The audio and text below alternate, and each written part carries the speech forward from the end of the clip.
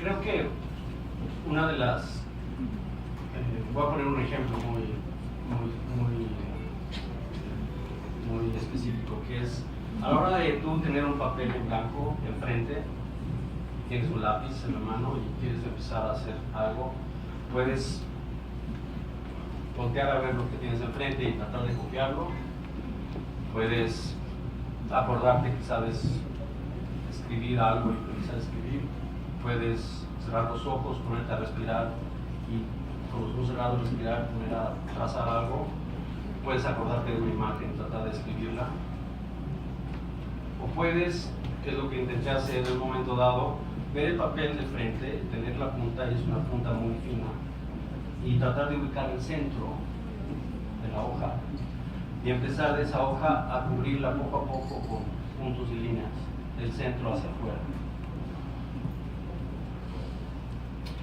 Evidentemente no estás representando algo en particular, estás tratando de enfocarte en ese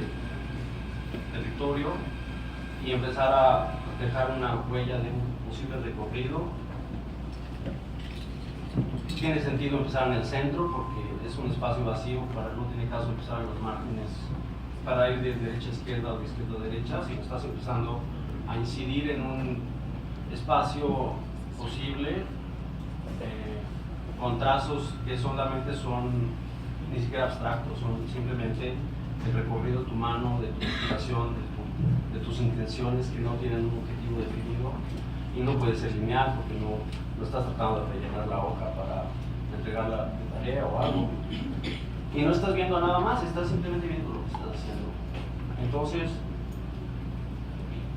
es interesante pensar que de esa manera fue creado el universo,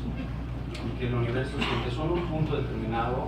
y se está en expansión todavía, y todavía está yendo en múltiples direcciones,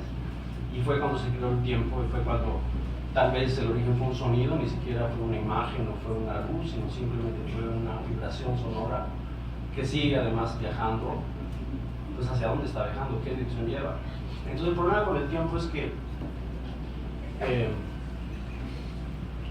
a nivel cotidiano uno como lo va viviendo en el cuerpo es bastante claro cuando vas creciendo, pero al mismo tiempo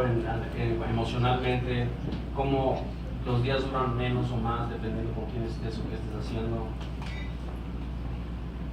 En el caso de los lectores como tú, sabes perfectamente cuánto más duran las horas cuando tienes un buen libro enfrente, y cómo probablemente ese momento de lectura es una burbuja en el tiempo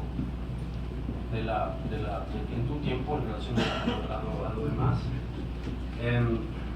Pero finalmente esa manera de dibujar, que no era representando algo o planeando algo que iba a suceder después, me dio mucha tranquilidad de alguna manera, porque era enfocarme en algo que podía ser nada, usar un papel en blanco, pero así mismo ver un paisaje o algo y